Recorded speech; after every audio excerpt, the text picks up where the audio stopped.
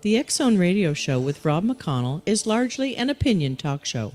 All opinions, comments, or statements of fact expressed by Rob McConnell's guests are strictly their own and are not to be construed as those of the X Zone Radio Show or endorsed in any manner by Rob McConnell, rel-mar McConnell Media Company, the X Zone Broadcast Network, its affiliated networks, stations, employees, or advertisers.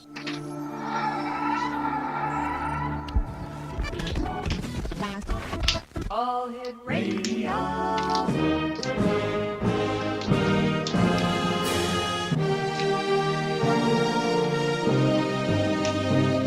Welcome to the X Zone, a place where fact is fiction and fiction is reality. Now, here's your host, Rob McConnell.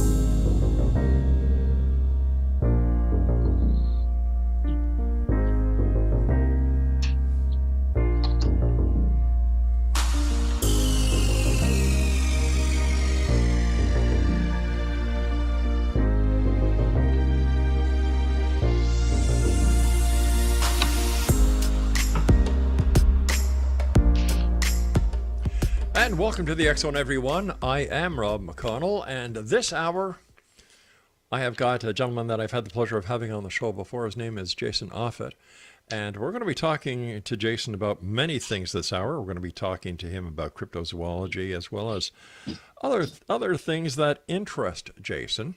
But I'd just like to remind everyone that we're coming to you tonight on Simul Radio, Simul TV, X Zone Broadcast Network, Talkstar Radio Network, iHeartRadio, and Xeon Radio as well.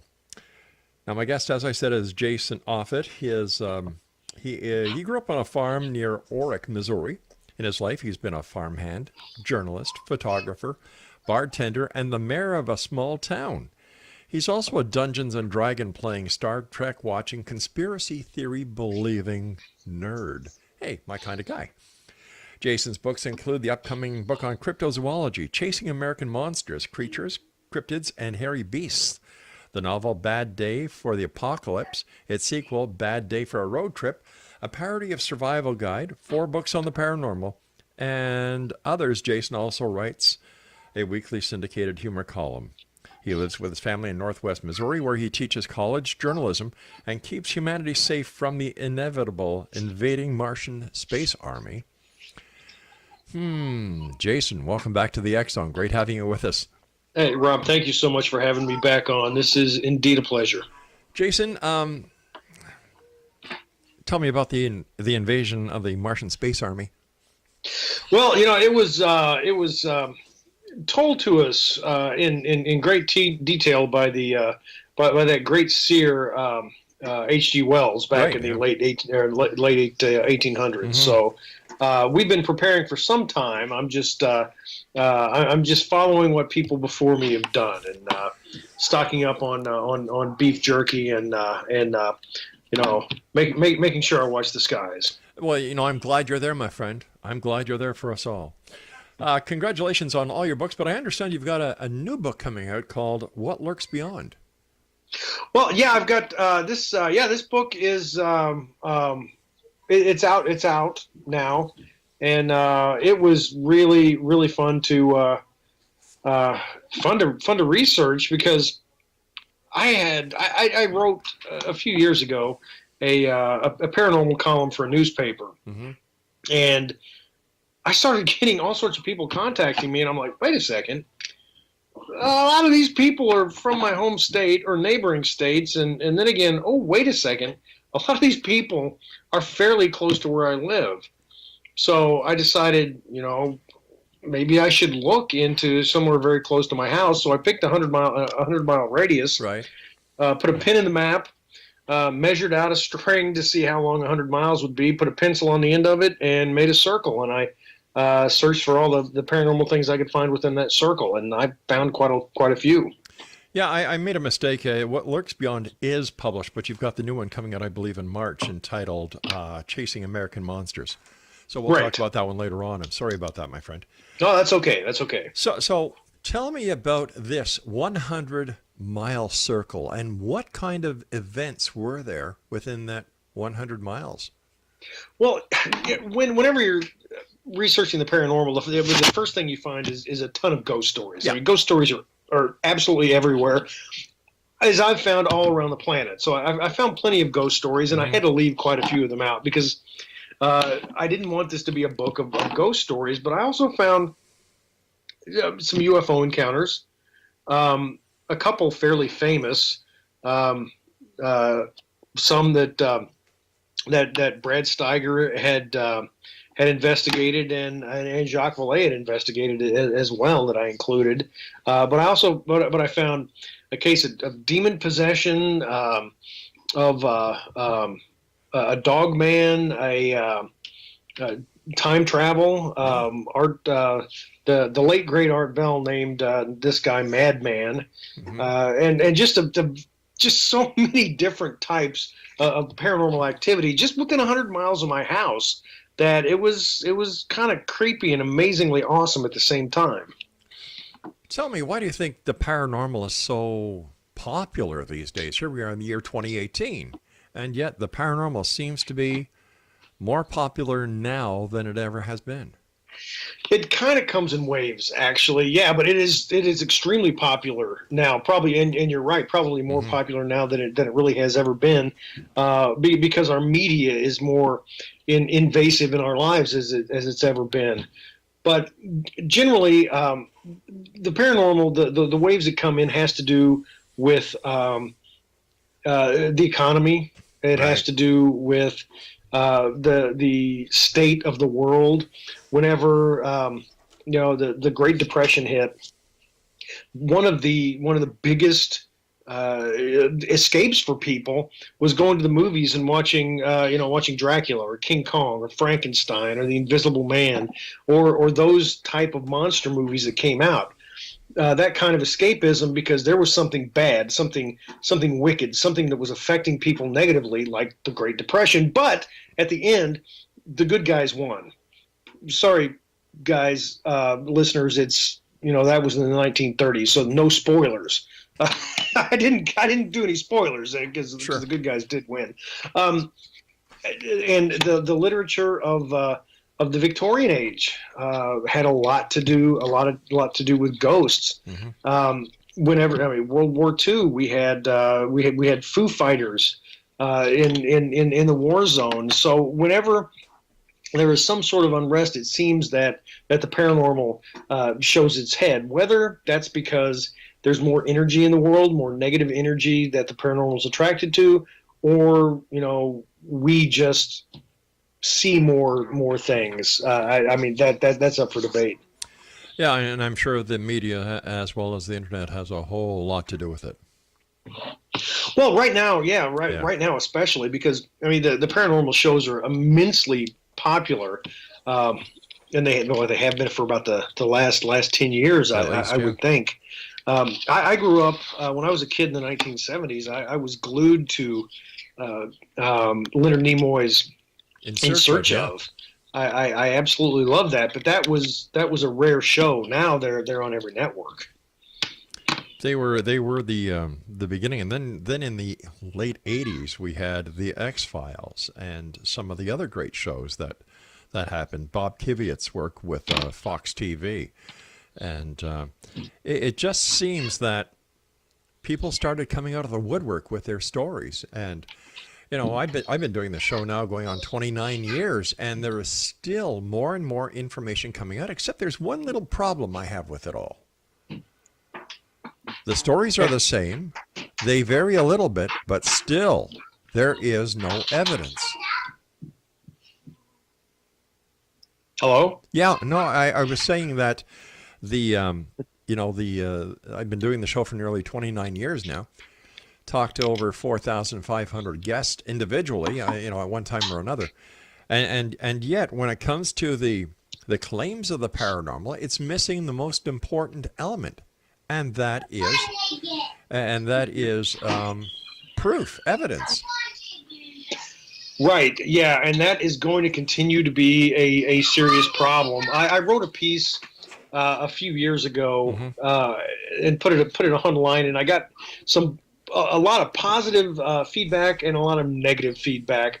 But my basic point was, all of the ghost hunters out there, all of the Bigfoot chasers, all of the people trying to find some kind of paranormal evidence, it doesn't matter. It doesn't matter No, if it they doesn't. find definitive evidence. You know, if they record this EVP, this is it. This is right here. Yeah. This EVP, I know I captured a ghostly voice.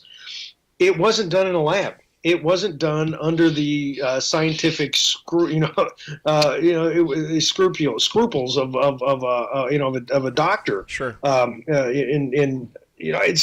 Unless something is repeatable, it's not going to be proven. I don't think you're right there, Jason. And I think that in the case of Bigfoot, if someone was to come up with a cadaver of a Bigfoot, or in the case of a UFO, an actual crash, instead of all this supposition, all these cover-up theories and conspiracy theories, I think people would be more likely to say, you know what, it is real.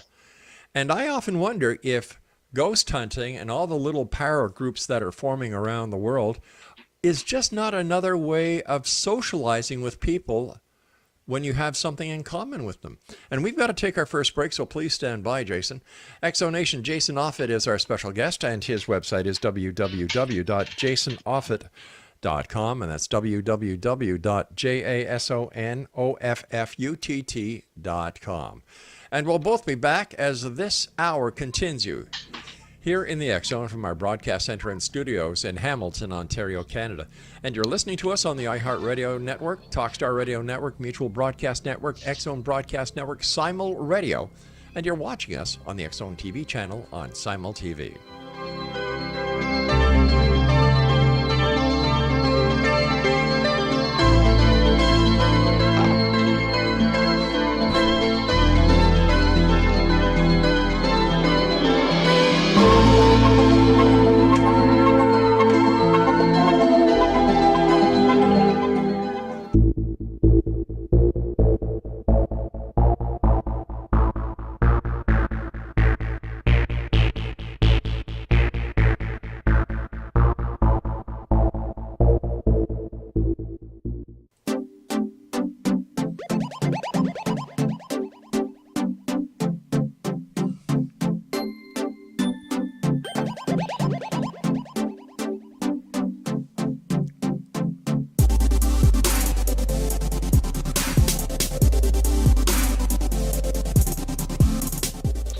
Jason Offutt is my guest this hour, www.jasonoffutt.com is his website. And Jason, as I was saying before we went into this commercial, the last commercial break, it seems as if the paranormal groups of today are people who have found each other where they don't fit in other places of society. And once again, when it comes to the evidence of whether it's Bigfoot, whether it's ghosts, whether it's UFOs, whether it's lake monsters, sea monsters, or whatever, I think for those who call themselves skeptics, in order to become believers, will not depend on anything that can be scientifically replicated or has to be conducted in a lab at a university or a medical center somewhere. I really think it depends on the physical evidence that is presented by the person, whoever comes up with that smoking gun. And yeah, I agree with that wholeheartedly. That was the second part of the article I was talking about. With when it comes to ghost and shadow people and that sort of thing, it's going to take some serious scientific ghost busting. Sure. But when it comes to you mentioned Bigfoot and UFOs. Yeah. Absolutely. I even, in fact, I said these exact words. If you see a Bigfoot, shoot it in the face. I mean, I don't want, a wholesale Bigfoot slaughter, but, all we need is one. Yeah. And boom, it's proven. And that's it. It's an endangered species and we move on. It's the same with UFOs. I mean, there are so many stories about UFOs crashes and retrieval by the government, and it's been spirited away. Okay. Whatever. There's a lot of those. Could it have happened? Yeah, absolutely. Sure. Could it have not have happened? Same, absolutely. But if somebody gets a hold of one, and all of a sudden hits the press, hits the media, puts everything on social media. It's, wait a second, look at this. Exactly. It's real. Yeah, no, that needs to happen. When that happens, we don't have to have the science stamp of approval, because we've got it in our hands. And when you look at the conspiracy theories that are out there, and God knows every time you turn around there's a new conspiracy theory coming out. But when it comes to the UFO conspiracy theory, the Roswell crash, Kecksburg, and Shag Harbor, and the list goes on and on and on and on. I have a problem with that when it comes to a government conspiracy for two reasons. Number one, we live in an age of computer hacking. If there was the evidence that any government of the world was hiding this data in a data bank somewhere, it would be hacked, and it would be all over social media. That's number one. Number two, if President Clinton could not have his affair with Monica Lewinsky in the White House, the most secure building in the entire free world, without everyone knowing 6 months later, how in the name of heaven have they been able to hide an alien or a crashed UFO for over 50 years? I'm on board with you, exactly, and that goes for the the fake moon landing conspiracy theory people. The government is something would have spilled. They're not competent enough. The United States government is not competent enough to have hidden that thing for almost 50 years now. Well, you know what? You're talking about the lunar conspiracy. In fact, Buzz Aldrin came out a couple of months ago, and during an interview, he said, we didn't go there. It was all about money when talking about the lunar landings. So when you've got this raises a double-edged sword, because you've got the UFO community saying that astronauts are coming forward and saying that they've seen UFOs in close Earth orbit on the moon and so on. And then you're saying, and these are supposed to be moonwalkers, Edgar Mitchell for one. And then you've got other astronauts who are coming out and saying, we didn't go to the moon. It was all about money. It was all about the Russian, the Russian-U.S. Cold War. So who does John Q. Public believe? Oh, yeah, I'm inclined to believe to believe the people who were actually there, and I did not read that. I didn't read that from Buzz Aldrin. I'll send you the clip. I will send you the audio. I loved what he said, or what he did at one point. There was a conspiracy theory documentarian. That was Bart Sibrel, I believe his name is, and Sure. Buzz Aldrin punched him in the face. But now Bart is saying, "I told you so." So you've got this conspiracy theory. Then you've got the conspiracy about Alex Jones. Is he really Alex Jones, or is he another person who allegedly died years ago? And Alex Jones, is the reinvention of this person who never did die. So here you've got people who are just tuning into what you and I have talked about for many years, and they are getting smack dab in the middle of fake news. Right. I mean, what is there to believe anymore? Exactly. Yeah. Exactly. I put on my bio of I'm a conspiracy theory believing nerd, and I absolutely love conspiracy theories, and some of them. The JFK assassination, why Marilyn Monroe died, those things I still have a ton of questions over.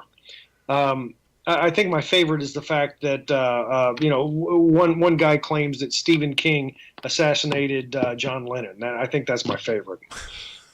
I don't put any stock in it. I just think that's funny. But you don't put any stock into it. A great number of other people don't. But then you've got the people who really believe in their heart of hearts that if it's on the internet, it has to be true. Right. And I'm a journalism teacher. That's what I teach at my university, and it's really so frustrating to me what has happened to the news media. Mm-hmm. The fact that nobody trusts what they're reading or hearing or seeing, and all of this just compounds what is real and what is not. It's taken this whole thing has taken what is real and put it in the same category as, things Alex Jones says, or, that Stephen King, allegedly killed John Lennon. And it's all viewed with the same, with the same lens. And it's frustrating. And frankly, it's frightening. As a member of the media, I find it very disturbing that instead of being reporters and reporting with an open mind and presenting the three sides of any story, and that comes from my days as a cop where, there's three sides to every story, his side, her side, and the truth. And I believe it's up to a journalist to present all sides of a story, all the facts. And when I see what is happening today with some of the major networks, like CNN, what would happen? What would they have to do without President Trump? Well, right. And it was the same for 8 years. What would Fox News spend their time doing if it wasn't for President Obama? Right. Right. It's the one of the problems is, and I worked in the print media for 17 years. Mm-hmm. And what I saw happening to them has happened to all of the other media as well, is they've cut back. They've cut back on reporters and editors, and it's hurt the quality overall. And there are still a lot of good people in the media, but a lot of the reporting is shoddy because they just don't have the time to do good reporting. And it's sad. It does everyone a disservice, mm-hmm. And it's just a big spiral of decline, which is going to continue to happen until somebody, I don't know, somebody steps in and has the guts to. Take news first. Well, and then you've got the allegiances that are forming. You've got CNN with the New York Times and the Washington Post, and you've got this network with this newspaper and that newspaper. And I think that what they are doing is a disservice to those that they're supposed to be presenting, because that's not their job. They're not supposed to pick sides. They're supposed to report the news, report the facts. Where are the old days of Dan Rather and of course Walter Cronkite? Let's throw Canadian Peter Jennings out there. I love Peter. Yeah. Peter Jennings was one of the great ones. Yeah, Keith Morrison, another Canadian that went out of the States, and you've got all this sensationalism, and you and I know from being in the media that in today's society, it's the advertising buck that counts. That is the main drive. The advertising is the driving force behind the success of any media outlet. And in today's society, to get the most readers, the most viewers, most listeners, you have to be sensationalistic. What's the old saying in the newspaper industry? If it don't bleed, it don't lead. Right. Yep. Exactly. Yeah. Yeah, and that's sensationalism has been rampant for a long time. I blame a lot of that on the 24-hour news cycle when CNN finally caught. I'm not blaming CNN, but why not? I do all the day. Yeah, but it's just something that happened because they covered news 24 hours a day. They had to cover something, and they'd grab a hold of a news story and just pound it into the dust. Yeah. And that has continued to happen because it's paid off. The big one now that I've frankly been following because it's close to home is a college student in Iowa, a young pretty girl. Let's talk about this because I've got to take my break for the news. Jason, please stand by. Great talking to you, my friend. Exonation, Jason Offutt is our special guest. His website is www.jasonoffutt.com, and that's JASONOFFUTT.com. Jason and I return on the other side of this break. We're going to get back to the paranormal right here on the X Zone from our broadcast center in Hamilton, Ontario, Canada. Don't go away.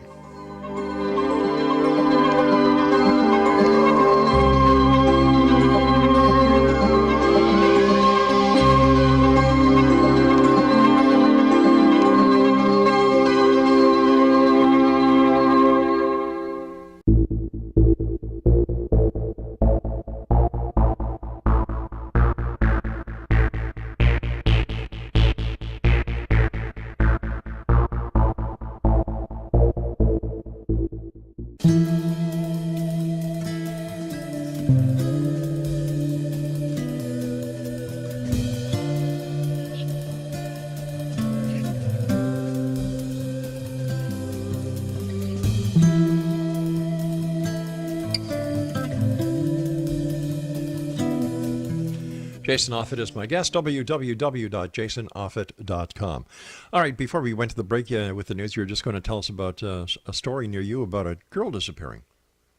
Right. Well, then, and this has to do with what the media does, grabbing a hold of a story like a pit bull and not letting go of it. Right. It's just a girl disappeared in Iowa. She was a college girl. Good grades, good family, all this stuff, and she just disappeared. And the media has been talking about her for weeks. How many other people have disappeared in that time? Exactly. Right. I know. Why latch onto this one person? I mean, she's a young, pretty girl. That's exactly why, and she'll get ratings. It's just like with the reporting on President Trump about his the Stormy Daniels thing. Like President John F. Kennedy had affairs, Thomas Jefferson had affairs, and the list goes on. And instead of being non-biased, whether it's CNN or Fox, MSNBC, whatever, they're not. They're too focused on either the right or the left. And you know what? That's all I'm going to say about that, because I don't agree with it. I don't think that's true journalism. I think that is sensationalistic tabloid journalism, like the old World Weekly News and Bat Boy. Right. Yeah, I'm right there with you, and I'd rather read a story about Bat Boy than generally what goes on in the news today. Exactly. So let's get back to your book, What Lurks Beyond. Tell me about Herb Schirmer. Herb Schirmer. Yeah, this was a great case from the late 1960s. Herb Schirmer, he was in the Navy. When he got out of the Navy, he decided that he was a young man. Hey, I like wearing a uniform. I want to be a state patrolman. His family his mom and dad had just moved to Nebraska right before he got out of the Navy, so he went to Nebraska with them, and he went to a small town called Ashland, which was the closest town to where his parents lived, and he was wanting to get his police record, so his criminal record, which he didn't have, to show the state patrol so he could get a job. And the chief of police said, "Well, we need a patrolman. Would you like to work for us?" And he said yes. The people in the town didn't like him because he was really hard-nosed. Oh, okay. He'd go up on Lover's Lane, run all the kids off, take their beer and dump it in front of them. Oh, so he was doing his job. He was just doing his job, exactly. Well, one night he went outside of town. There were a number of businesses on the highway, and he just went and shook doors to make sure they were locked and there was no trouble out there. And he noticed a couple of red lights at the end of this highway near a turnaround. So he went down there to check them out because he thought that it was an overturned truck. Right. And when he got there, he saw a disc with a red line around it, and then the next thing he remembered, it was 20 minutes later by his watch, and all he knew is that he saw a UFO because it was this disc hovering about 6 feet off the ground. So he drove back to the police station, and the only other person there, because it was like 1 o'clock, 2 o'clock in the morning, something like that. The only person there was an older police officer who said, "Herb, do not file this in a report. You will regret this the rest of your life."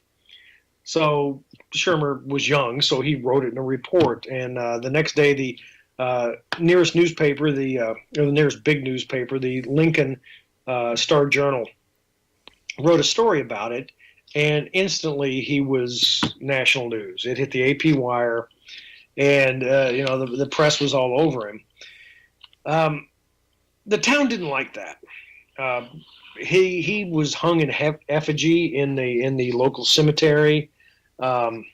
There were his name was spray painted on streets, And things were getting bad until the Condon, the people at the Condon Report at the university in Colorado contacted him and said, "We really want to talk to you."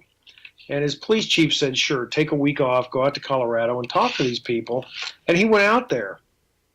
I had the pleasure of interviewing Dr. Leo Sprinkle, who had interviewed Herb Shermer, and said that Herb, he was pretty sure that Herb, at least to him, was telling him the truth. I also interviewed Brad Steiger while Brad was still alive. Yeah. He passed away in the last year. Brad had interviewed him as well as undergoing a hypnotic session with him, and a hypnotic regression session. And Herb started telling Brad and the hypnotist that while he was, unconscious, that he saw a person walk from the ship. And this person was wearing a uniform and a close-fitting hood. He had a feathered winged serpent badge on his chest and an antenna coming out of his ear. And this guy walked up to him and said, "Are you the watchman?" And Shermer, being the police officer, said, "Yes, I'm the watchman." And Shermer said that under hypnosis, that this alien took him inside the spaceship and showed him how the propulsion system worked, and the fact that they had to take water from the Earth in order to be able to leave again. And that was it. It hit the press. More after that, and Shermer got a book deal. Swore in newspaper accounts that these aliens kept coming by to visit him, and ended up at one point waking up in the middle of the night holding a gun to his wife's head because of all the pressure. And at that point, he was like, "Okay, I'm finished. I don't want to be a policeman anymore." And he left town. He and his wife moved to South Carolina, and he became a roofer and doesn't talk about his experience anymore. I remember talking to two fellow police officers in a small Quebec community that they actually chased a fireball, and this is how it was described as a fireball, along the main thoroughfare of this little town in Quebec along the Ottawa River. And when I said to them, I said, "Well, what did you do?" And they said, "Nothing. We wanted to keep our jobs." Right, and I'd interviewed a Kansas City, Missouri police officer who told me a story that had happened to him 30 years before, and he said he and a fellow officer had stopped in a park to fill out some reports before they went back to the station, and all of a sudden a light came over their head, and they both looked out the window, and there was a UFO hovering over the police car, and neither of them told anybody because they didn't want to, because they would be taken off duty, and have to go under the care of a psychiatrist for a while. So I just really wonder how many people in that kind of position don't say a word and have so many stories just because they were afraid of their jobs. And yet I remember receiving a call while I was on duty as a police officer in Quebec to investigate a UFO report from the wife of an RCMP officer. And when I got to the residence, the wife and their eldest daughter were still shaking. And they described an event that they were driving along. It was about 10, 11 o'clock at night. This light in the sky came down close and started following them. And they just hightailed it home, called the police. And if it was, like here you've got an RCMP officer's wife. She was a school teacher. He is a very well distinguished and he's got so many medals for bravery and everything else while in the RCMP. And here he says, "Listen, if my wife said that happened, it happened." So, you've got the mix there, Jason. You've got the mix. You've got those who are willing to go on record, like Shermer did. And then like the two other police officers that you were discussing who didn't, and as well as the two police officers that I talked to who didn't because they wanted to keep their job. And yet, in the case of the RCMP officer's wife, she wanted to go on record because she believed what she saw was a UFO. Which brings up another question. How much of what people see is based on their belief and not on what is really there? Well, and that's one of the problems when it comes to reporting on eyewitness. Not just reporting on eyewitnesses, but police getting eyewitness testimony, is that people are wrong a lot. You know, if I saw somebody run out of a bank, you know, holding a gun, and I thought he was holding a pistol and wearing a yellow jacket and a red hat. Somebody else might have seen him holding an AK-47, wearing a blue jean jacket, and not wearing a hat at all. So, I mean, it's eyewitness testimony, although it sounds like it should be the most credible, really, really isn't. We've got to go to our final break, but while we're going to the break, I'll just share a little ditty with you that I know from firsthand experience that in an academy class, while the cadets and the police force were being taught, I think it was traffic duty, somebody walked in, staged a hold-up with the instructor, and took off. The question was, you know, what did he look like? What was he carrying and everything? Very few people got the fact that the robber was actually holding a banana. So there you go. We'll be back on the other side of this break with our good friend Jason Offutt as we continue here in the X Zone from our broadcast center and studios in Hamilton, Ontario, Canada. For more information about Jason, visit his website, www.jasonoffutt.com. My name is Rob McConnell. We'll be back on the other side of this break. Don't go away.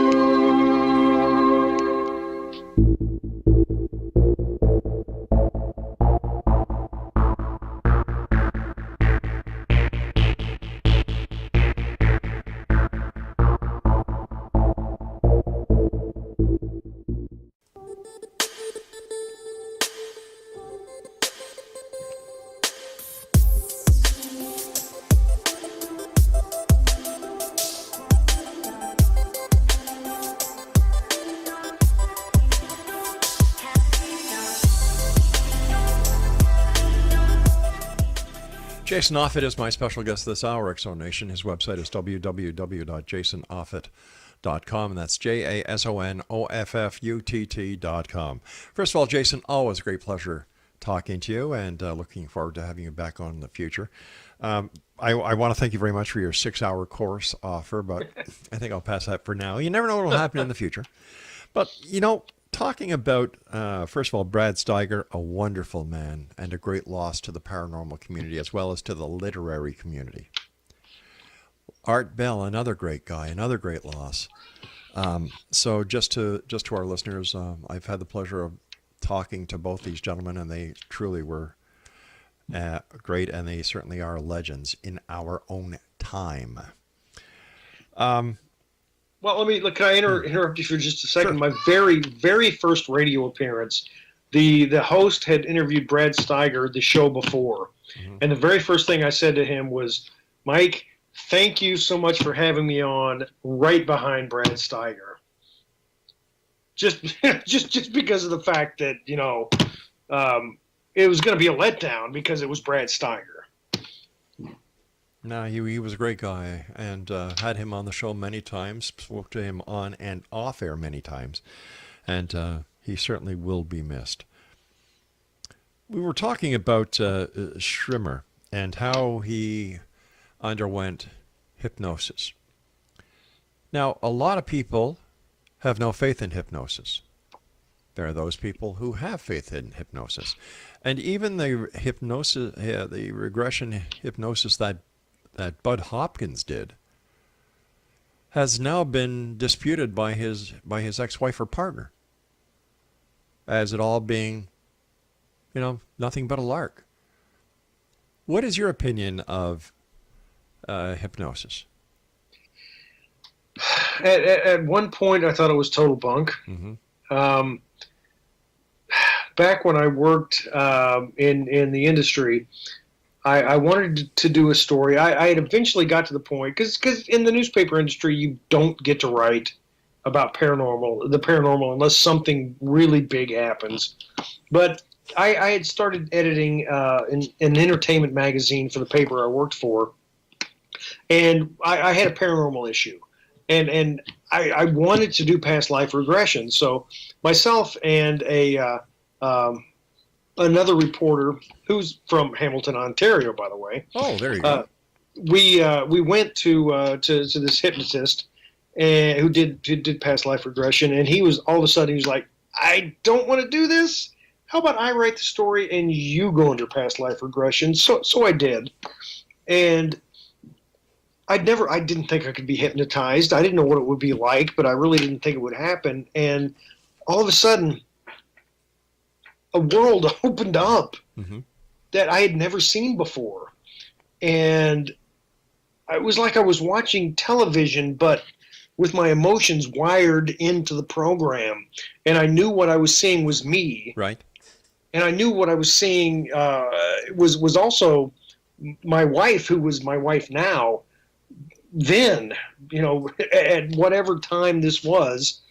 And it was beautiful and wonderful. And then she died during childbirth, and I ended up being so under depression that because this happened, that I ended up drinking myself to death in this in this scenario.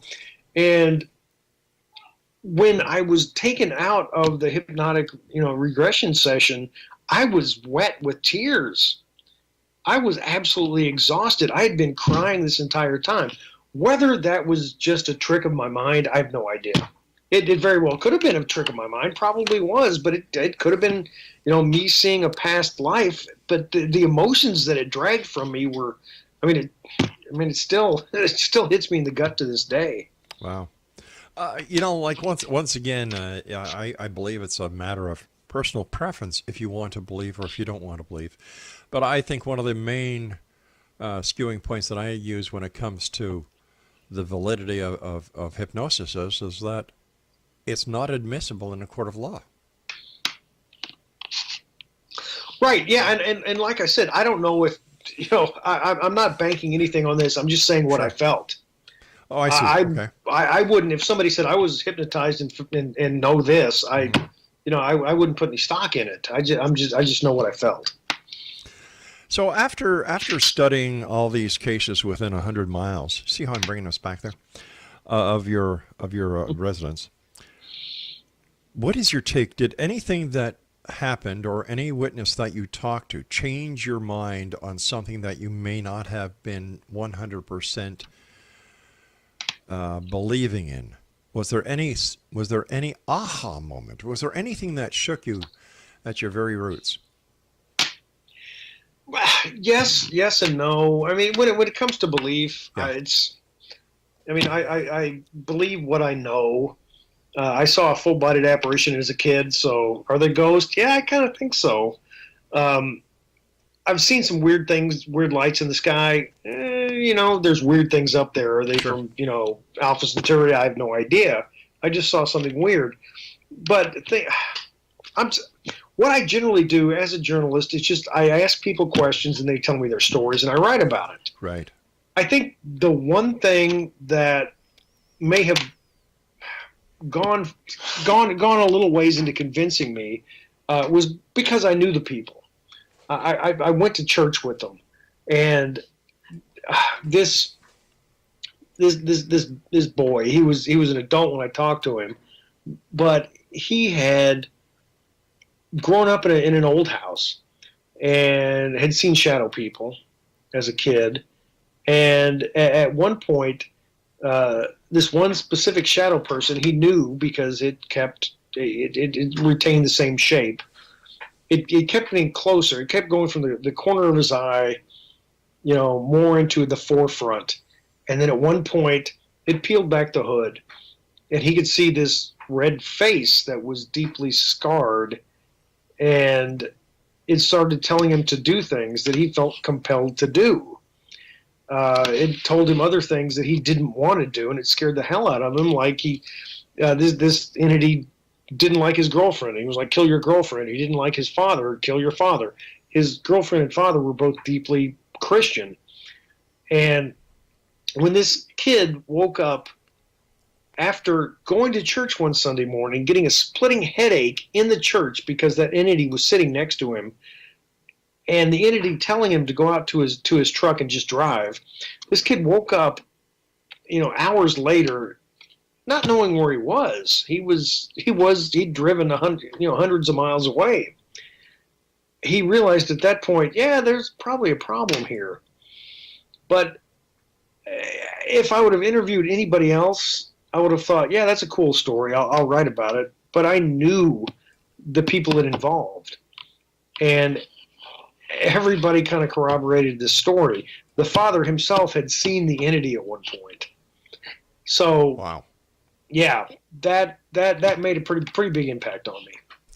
Listen, I've got about 2.5 minutes left, Jason. What was your favorite story from the book? Jim the Wonder Dog. Jim the Wonder Dog. Jim the Wonder Dog, and that one I cheated. I didn't put it in the book proper. I put it in an appendix. Okay. It was 126 miles outside the radius, but it was in the hometown of my wife's hometown. So you kind of cheated a little bit here. I specifically told the reader I cheated. Okay, all right, so you really didn't cheat. Okay. So I really didn't cheat. Okay. So back in the 1930s, a man named Sam Van Arsdale, who owned the Ruff Hotel in Marshall, Missouri, he was a big hunter, and a buddy of his from Louisiana gave him a dog. A hunting dog. Oh. And it was a joke because it was the run of a litter, and it was an English Llewellyn setter. And it was a joke, but the dog ended up being an amazing hunting dog.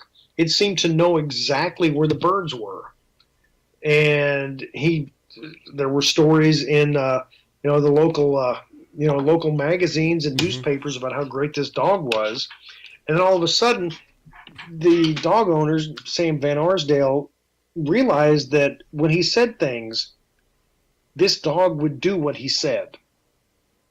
And after experimenting, he discovered that, in the hotel, people would gather there on a Saturday. Yes. And if he said things like, hey, go find the man from Kansas City, this dog would go up to a person. And sure enough, that guy would be from Kansas City, Missouri. He would say, go find, the person with, $20 in her purse. And he would go up to a woman, and the owner would walk up. I just told the dog to go find somebody with $20. Do you have $20 in your purse? Well, yeah, that's all I got, $20. Eventually, he found out that the dog could read. He could find license plates. He would the owner would write notes on a piece of paper, show it to the dog, and the dog would go do what the note said. He had other people write notes in German, Italian, Latin, shorthand. The dog would follow everything that was written on the note. The dog would he correctly predicted Kentucky Derby winners, presidents. If a pregnant woman would come up, he would predict if it was a male or if it was going to be a boy or a girl. I'm sure if the dog was here, he would predict that right now. You and I have to say so long. Oh, that's too bad. I'm not done with the dog, but that's good. We'll have you back on to finish the story. Jason, thank you so much for joining us. Always a great pleasure talking to you. Thank you so much. Hey, continued success, and I look forward to the next time you and I meet back here in the X Zone. So do I. Take care, my friend. Have a good evening. You too. Jason Offutt has been my guest this hour, X Zone Nation. We'll have to have Jason on because I want to find out more about the dog. I'll be back on the other side of this commercial break as we continue here in the X Zone from our broadcast center and studios in Hamilton, Ontario, Canada. Don't go away.